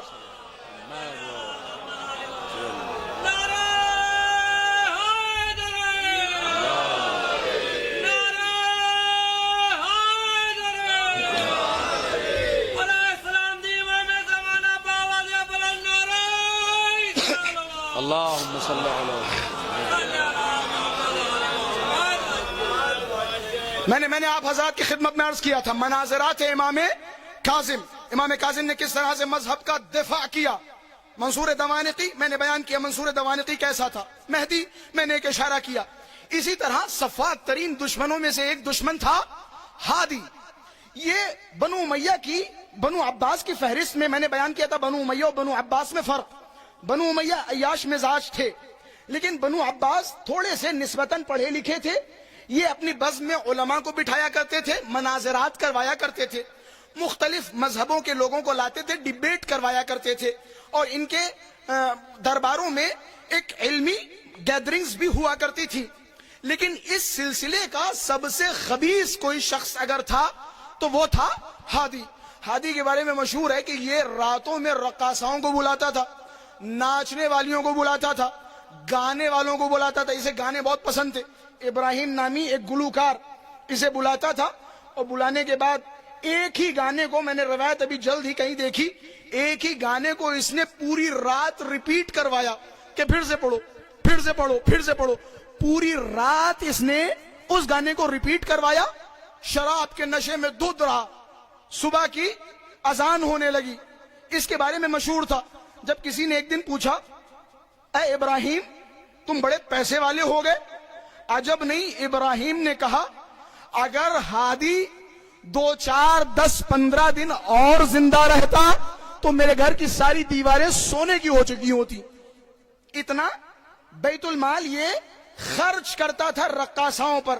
ایک اشکال جو اہل بیت علیہ السلام نے حکمرانوں پہ کیا، تم بیت المال کو الٹے سیدھے لوگوں پر خرچ کر رہے ہو. یہ مسلمانوں کا حق ہے، یہ غریبوں کا حق ہے، یہ مسکینوں کا حق ہے.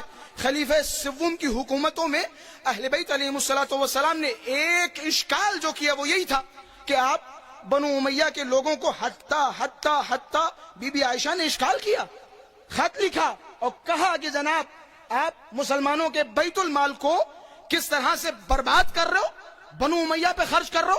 امام کاظم نے اس کا مقابلہ کیا. یہ تھا ہادی. اس کے بعد وہ شخصیت، وہ ملعون شخصیت ہے کہ جس نے امام کاظم کو آخر میں جا کر زہر دیا.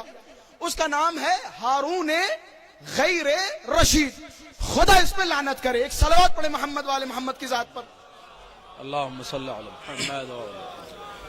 بس میں آخری منزلوں کی طرف ہوں. یہاں سے تھوڑا سا میرا ساتھ دیجئے گا تاکہ مسائل تک آپ حضرات کو ملحق کر سکوں. اگر میری آواز اس طرف کے لوگ سن رہے ہوں تو تھوڑا تھوڑا اس طرف ہو کے یہاں پہ بیٹھ جائیں. ایک اور صلوات پڑھیں محمد والے محمد کی ذات پر. محمد وآل محمد وعجل فرجهم محشر. ہارون کا دور آیا. ہارون نے خاص نظر امام کاظم علیہ السلام پہ رکھی. ایک دن امام کاظم کو بلوایا اور بلوانے کے بعد امام کاظم سے کہا کہ موسی کاظم لما فضلتم علینا نحن وانتم فی شجرۃ واحدہ. اے موسی کاظم آپ اپنے آپ کو ہم پر بافضیلت کیوں سمجھتے ہو جبکہ ہم دونوں آگے چل کے ایک ہی شجرے سے ہیں. اب وقت نہیں ہے میں وہ باتیں بتاؤں. ان کے بزرگوں نے بھی کہا تھا. ایک نے علی سے کہا تھا، علی نے بتا دیا تیرا میرا مقابلہ کیسا، ذرا تو اپنی ماں کی طرف دیکھ جس نے حمزہ کا کلیجہ چبایا، تم اس سے مقابلہ کر رہا ہے. ایک نے امام سجاد سے بھی کہا تھا، امام سجاد نے بھی جواب دیا تھا اپنی نسلوں کی طرف دیکھ اور ان کی طرف دیکھ، اپنے بیٹے کی طرف دیکھ اور ان کے بیٹے کی طرف دیکھ. اللہ نے تجھے یزید جیسا بیٹا دیا، علی کو حسن حسین جیسا بیٹا دیا. پھر مقابلہ کیسا، پھر مقابلہ کیسا. یہ بھی آ گئے مقابلہ کرنے. شاید انہوں نے پہلے کی تاریخ نہیں دیکھی تھی. آپ کو پتا ہے صلح امام حسن مجتبی کے بعد امیر شام بھی آیا تھا. آنے کے بعد امام حسن مجتبی سے کہنے لگا یا حسن انا خیر منک، میں آپ سے بہتر ہوں. جواب کیا دینا چاہیے تھا؟ میں نے کہا نا امام حکیم ہوتا ہے. تھک تو نہیں رہے میری باتوں سے؟ امام حکیم ہوتا ہے. جواب کیا دینا چاہیے تھا؟ امیر شام نے کہا انا خیر منک، میں آپ سے بہتر ہوں. ہم اور آپ ہوتے جواب دیتے تم ہم سے بہتر کیسے؟ ہم تم سے بہتر ہیں، ہم تم سے خیر ہیں. جب ہم نے یہ جملہ کہا نا تم ہم سے بہتر نہیں ہم تم سے بہتر، تو نتیجہ کیا نکلے گا؟ نتیجہ یہی نکلے گا کہ ہم بہتر ہیں لیکن تھوڑی بہت بہتری تیرے اندر بھی ہے.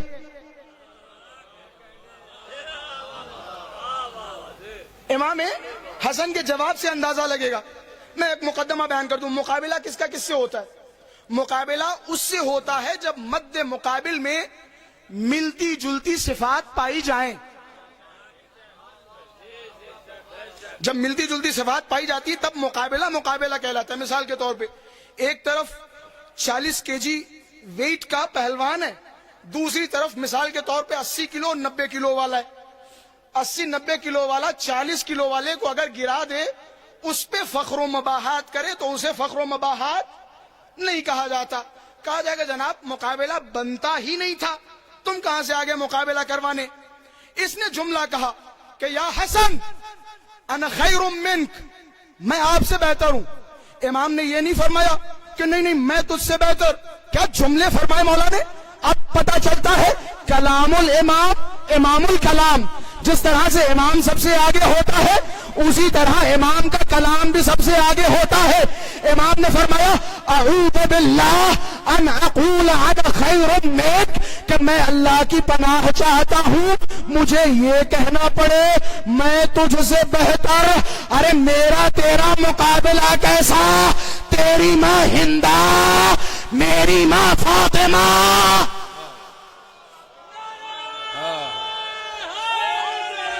یا علی یا علی واہ یا علی یا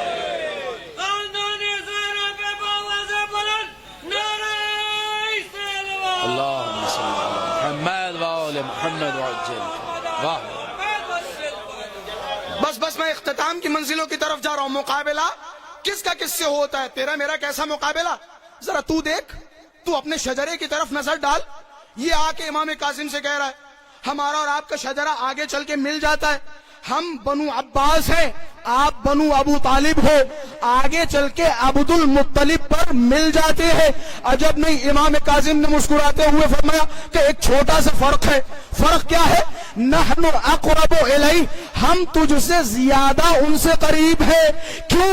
وجہ یہ ہے کہ ابو طالب اور عبداللہ کے جو رسول گرامی کے والد محترم ہے یہ دونوں ایک ماں سے ہے, لیکن عباس کی ماں الگ ہے. یہ ایک فرق ہے.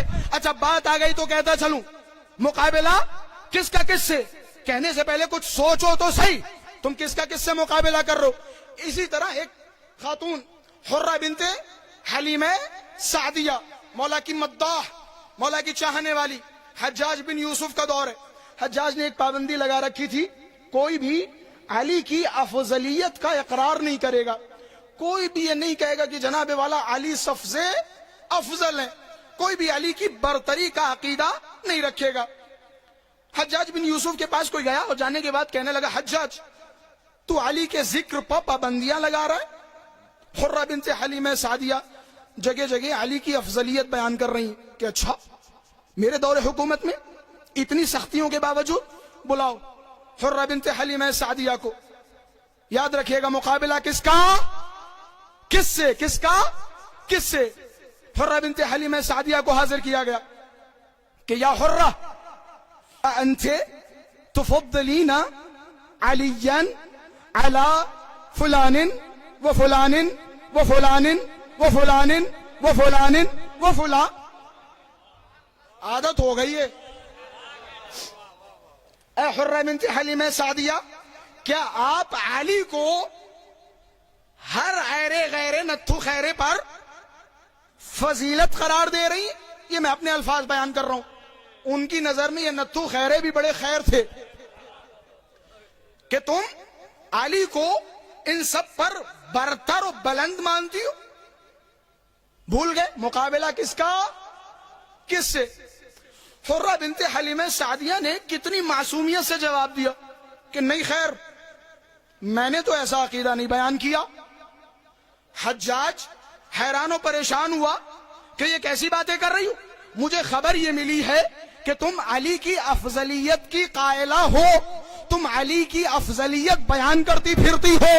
عجب نہیں, حرہ بنت حلیمہ سعدیہ نے فرمایا اے حجاج تجھے خبر دینے والوں نے غلط خبر دی.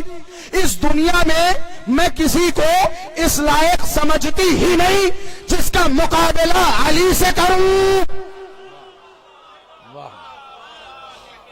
ایک صلوات پڑھے محمد والے محمد کے ساتھ. صلی علی محمد وآل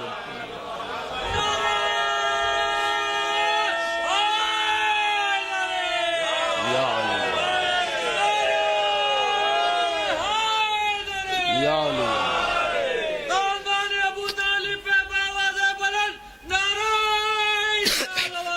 اللهم صل على محمد. بس ایک منزل تک لا چکا ہوں اور میرے خیال سے 1 گھنٹہ 15 سے 20 منٹ تقریباً ہو چکے. آپ لوگوں نے برداشت کیا, آپ لوگوں کا شکریہ. خدا کی قسم یہ موقع زندگی میں بہت کم فراہم ہوتے ہیں. میں شکر گزار ہوں خدام خادمین امام کاظم علیہ الصلوۃ والسلام کا, جنہوں نے اس عظیم الشان پروگرام کا انعقاد کیا. امام کاظم کے سلسلے میں مجالس منعقد کی. خدا کی قسم آپ کی عظمت, آپ کا مرتبہ امام زمانہ کے سوا کوئی نہیں جان سکتا. اور یہ شکریہ, یہ الفاظ, یہ اخباروں میں آنا, یہ تشکر کرنا, قبلہ کا آپ حضرات کے نام لینا, ممبروں سے نام لے کے شکریہ ادا کرنا, خدا کی قسم, خدا کی قسم اس کی کوئی حیثیت, کوئی اوقات, کوئی ویلیو نہیں ہے اس اجر کے مقابلے میں جو اجر سیدہ کی نظروں میں آپ کے لیے ہے. میں نے کل اشارہ کیا تھا, یقیناً بہت سارے چہرے میرے سامنے تشریف فرمائے جو کل کی مجلس میں نہیں تھے. میں نے بیان کیا تھا امام صادق علیہ الصلوۃ والسلام کے بعد جو ائمہ علیہم الصلوۃ والسلام کی شخصیات ہیں یہ بہت مظلوم ہیں. ایک مظلومیت اس وجہ سے کہ انہوں نے سفاک ترین دشمنوں کو فیس کیا, ظالم ترین دشمنوں کو فیس کیا, مختلف جال پھیلانے والے ظالموں کے زمانے میں رہے. ایک تو یہ مظلومیت. دوسری مظلومیت, جس طرح سے مولا امیر کے پاس مثال کے طور پہ تھوڑی موڑی تعداد تھی چاہنے والوں کی, یا میں اپنے الفاظ میں کہوں سلمان, مقداد, ابو ذر, قنبر, ایسے لوگ تھے جو مثال کے طور پہ دوسرے زمانے کے 10 اور 20 صحابیوں کے ایمان پہ بھاری تھے. ایسے افراد مولا امیر کے پاس تھے. لیکن ان ائمہ علیہم الصلوۃ والسلام کے پاس ایسے چاہنے والے نہیں تھے. سختیاں تھیں, دشواریاں تھیں, دور پرآشوب تھا. کس طرح سے مولا کے چاہنے والوں نے علوم آل محمد کو ان سے اخذ کیا اور ہم تک پہنچایا. میں نے بیان کیا ہارون غیر رشید خود ملعون ترین, سفاک ترین لوگوں میں اس کا شمار ہوتا تھا. میں نے کل کی مجلس میں ایک اشارہ کیا تھا امام کاظم یا اسی طرح دیگر ائمہ علیہم الصلوۃ والسلام کی جب بھی شہادتیں آئیں, ہمارا فریضہ ہے کہ ہم دیگر ائمہ, یا میں آپ حضرات کی خدمت میں کھل کے بیان کروں, جس طرح سے ایام عزائے حسینی میں 2 مہینہ 8 دن امام حسین کا تذکرہ کرتے, ان کے معارف بیان کرتے, اسی طرح ایام امام کاظم میں, ایام امام جعفر صادق میں, ایام علی بن موسی الرضا میں, اسی طرح امام ہادی کی شہادت, امام جواد کی شہادت, امام نقی تقی, امام حسن عسکری علیہ الصلوۃ والسلام کی شہادتوں کے موقع پر اس طرح کی مجالس برپا کیجئے. میں نے کل ایک جملہ کہا تھا, میں دوبارہ سے اس جملے کی تکرار کر دوں. آپ کہتے رہیے, فضائل پڑھتے رہیے, علی کے, مولا امیر کے فضائل, مولا علی کے مناقب. یقیناً مولا امیر فضائل سن کے خوش ہوں گے, لیکن جب ان کی اولاد کے فضائل بیان کریں گے تو آپ کو داد لکھنؤ کا مجمع نہیں بلکہ خود علی دیں گے, خود علی آپ کو سراہیں گے اگر آپ مولا امام کاظم کے فضائل و مناقب بیان کریں گے. امام کاظم کا دور بڑا سخت دور رہا. امام کاظم کی زندگی آپ دیکھیں اور دوسری طرف امام کاظم کا مسلسل قید خانوں میں رہنا دیکھیں. میں قربان جاؤں, آج جب بھی ہم میں سے کوئی قید و بندش کا شکار ہوتا ہے تو دعا مانگتے ہیں, دعا کرتے ہیں, پروردگارہ تجھے واسطہ ہے کاظم کے ہاتھوں میں باندھی جانے والی ہتھکڑیوں کا, ہمارے قیدی کو رہائی عطا فرما. پروردگارہ تجھے واسطہ ہے اس قیدی کا جو 14 سال زندان میں رہا. میں نے روایت انہی گنہگار آنکھوں سے پڑھی. جب امام موسی کاظم سے پوچھا گیا نا آپ کے شیعوں پر مصیبتیں نازل ہوں گی, سختیاں نازل ہوں گی, مختلف پریشانیوں میں مبتلا ہوں گے, ایک طرف یہ ہے, دوسری طرف 14 سال کی آپ کو قید ملے گی. روایت کے الفاظ ہیں, مولا موسی کاظم نے خداوند متعال کی بارگاہ میں عرض کیا ہے میرے پروردگارا میرے شیعوں کو تمام بلاؤں سے محفوظ رکھ, مجھے یہ 14 سال کی قید قبول ہے. اب روئیں گے آپ, وہ امام کہ جس نے شیعوں پر مصیبتوں کو قبول نہیں کیا لیکن خود کو 14 سال زندان میں رکھنا قبول کر لیا. امام کاظم پہ عجیب و غریب دور. سادات تشریف فرمائے نا, سیدانیہ تشریف فرمائے نا, بڑی آسانی کے ساتھ جملے کہوں گا, ہاتھوں کو جوڑ کے سادات خصوصی طور پر اس بندے حقیر کو معاف کر دیجئے گا. ہارون غیر رشید نے بغداد سے کچھ لوگوں کو بھیجا امام موسی کاظم کو گرفتار کرنے کے لیے. جیسے یہ بغداد سے لوگ مدینہ منورہ پہنچے, روایتوں کے جملے ہیں امام کاظم علیہ السلام مسجد النبوی میں حالت نماز میں تھے. ایک رکعت نماز ادا کی, جیسے ہی دوسری رکعت کے لیے کھڑے ہوئے, میں پھر سے کہہ رہا ہوں معذرت کے ساتھ, یہ لعین, یہ باغی, یہ بدبخت مسجد نبوی میں داخل ہوئے. میں الفاظ کیسے بیان کروں کہ ایک لعین آگے بڑھا, اپنی لات موسی کاظم کے حالت نماز میں پیروں پہ ماری. موسی کاظم منہ کے بل زمین پہ گرے, کسی نے گریبان پکڑا, مسجد سے گھسیٹتے ہوئے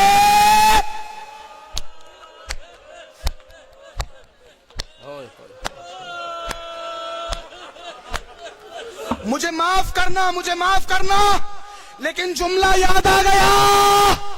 ارے ایک اسیری اور ہے, جب دروازہ گرا علی کے گلے میں رسی. دل کھول کے رو لے.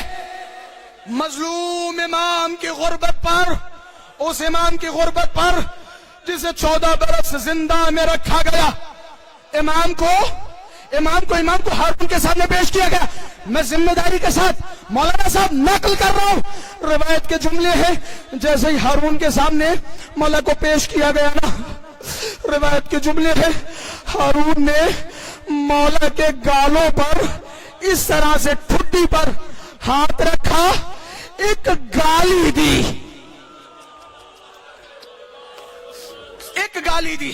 اب میں پھر سے یہاں رکوں گا.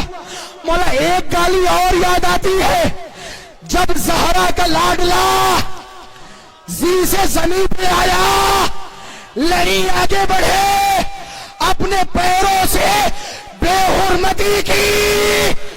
ارے کسی نے حسین کو گالی.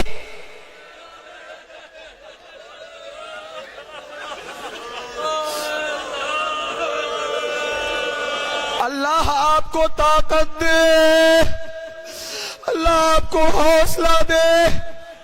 مولا کو زندان میں بھیجا گیا. مولا کو پہلے زندان میں بھیجا گیا عیسیٰ بن جعفر کے زندان میں.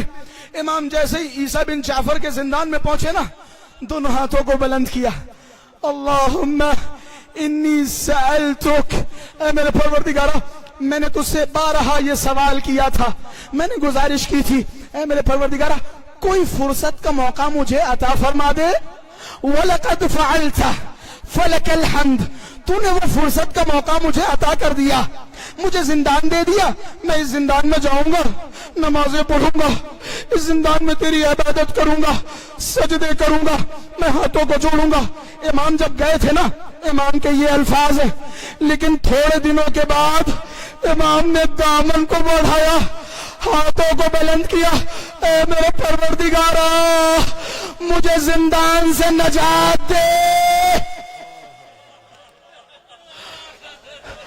مجھے جملے یاد آ گئے, ایک یہ امام کاظم ہے, ایک ان کی جدہ فاطمہ. پہلو پہ ہاتھ رکھ کے فضہ فرماتی ہے میں نے سنا فاطمہ شدت درد کی وجہ سے ہاتھوں کو بلند کرتی تھی، اللہم اجل وفاتی سریعا، اے میرے پروردگارا اب یہ درد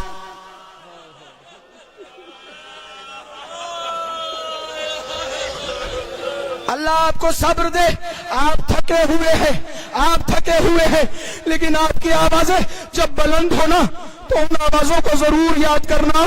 کسی قید خانے میں حسین کی ایک 4 زیادہ بچی کو بھی رکھا گیا تھا. رات کی تاریکی میں جب بچی کی آواز بلند ہوتی تھی تو بلایا جاتا تھا کہ بچی چپ کیوں نہیں رہی، کہ بچی کو بابا کی یاد آ رہی ہے. کٹا ہوا سر بچی کے پاس لے جایا گیا. بچی نے سر کو دیکھا، بابا کے رخسار پہ رخسار رکھا، اے میرے بابا.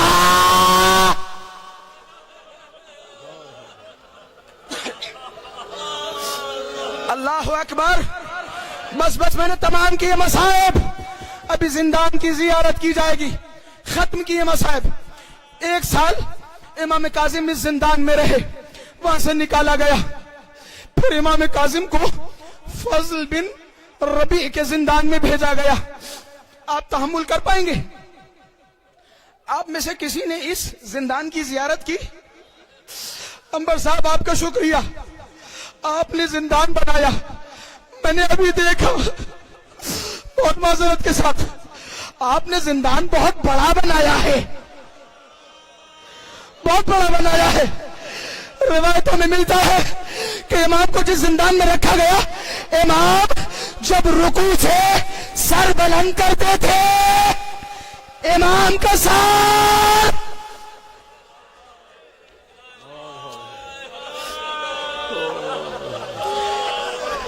جملہ سناؤں میں یہیں پہ ختم کر دوں گا. آپ تھک چکے ہیں لیکن اس جملے کو اپنے گھر تک لے کے جائیے گا.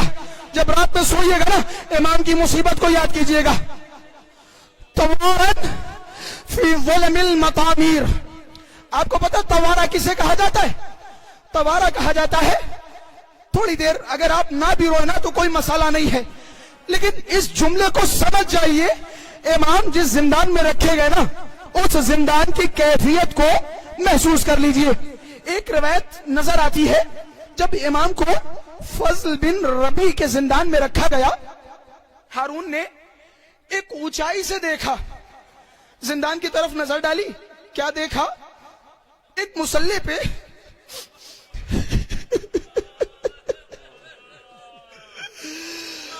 السلام علیکم یا موسی کاظم، مولا آپ پہ سلام ہو. ہارون نے بلندی سے دیکھا، ایک کپڑا پڑا تھا. ہارون چلا گیا، تھوڑی دیر کے بعد پھر آیا، پھر دیکھا کپڑا پڑا ہوا ہے، پھر چلا گیا. تیسری مرتبہ جب دیکھا نا، فضل بن ربیع کو بلایا کہ اے فضل بن ربیع، ذرا بتاؤ موسی کاظم کہاں ہے؟ موسی کاظم کہاں ہے؟ فضل بن ربیع نے جیسے ہی سنا کہ اے ہارون، وہ جو تجھے کپڑا نظر آ رہا ہے وہ صرف کپڑا نہیں بلکہ موسی کاظم ہے.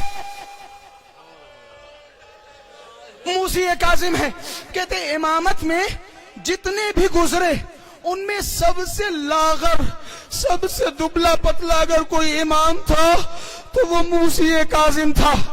کہتے آخر میں، بس میں نے ختم کیا، آخر میں امام کو سندھی بن شاہق کے زندان میں منتقل کر دیا گیا. بس میں یہیں سے مجلس کو تمام کر دوں گا. سندھی بن شاہق کو باقاعدہ تعلیم دی گئی تھی کس طرح سے امام کاظم کو ستانا ہے، کس طرح سے امام کاظم کو پریشان کرنا ہے. روایت کے جملے ہیں، سندھی بن شاہق نے سب سے پہلا جو کام کیا، امام کے لیے گرم پانی رکھا. امام کو جب بھی پیاس لگتی تھی گرم پانی بھجواتا تھا. امام کو جتنا پریشان کر سکتا تھا امام کو پریشان کیا.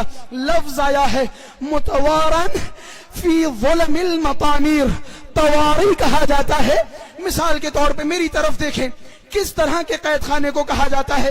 کہتے ہیں مثال کے طور پہ کسی نے ایک چھوٹا سا گڈھا کھودا، اس گڈھے کو کھودنے کے بعد ایک سرنگ بنایا، اس سرنگ کو اتنا پتلا بنایا کہ جس سرنگ سے انسان صرف گھٹنیوں کے بل جا سکتا ہے۔ یہی تھا نا عمر صاحب، ایک گڈھا کھودا، پھر نیچے نیچے ایک ایسا سرنگ بنایا جس میں صرف گھٹنیوں کا بل جایا جا سکتا ہے۔ تھوڑی دور تک وہ سرنگ گیا، پھر زمین کی طرف ایک گڈھا کھودا، پھر اس گڈھے میں ایک سرنگ بنایا جس سے گھٹنیوں کے بل گیا، پھر تھوڑی دور کے بعد ایک سرنگ بنایا۔ اسی طرح کئی طبقے بنائے، فی ظلم المقامیر، کال کوٹھی۔ میں نے روایت میں لفظ دیکھا، امام کو جب اس چھوٹے سے سرنگ میں رکھا نا، سندھی بن شاہق نے کہتے ایسے سرنگ میں رکھا جہاں امام کو سانس لینے میں تکلیف ہوتی تھی۔ امام کو جب سانس لینے میں تکلیف ہوتی تھی نا تو امام گھٹنیوں کے بل اس سرنگ کے دہانے کی طرف آتے تھے تاکہ تھوڑی سی سانس مل جائے۔ کہتے امام جیسے ہی آتے تھے نا، سندھی کھڑا ہوتا تھا، امام کو جیسے ہی دیکھتا تھا، امام کے رخسار پر ایک تماچا، تماچا سننا تھا۔ ایک تماچا یاد آ جاتا ہے جب ایک بی بی سند لے کے ایک ظالم رخسار پہ، اے میری ماں،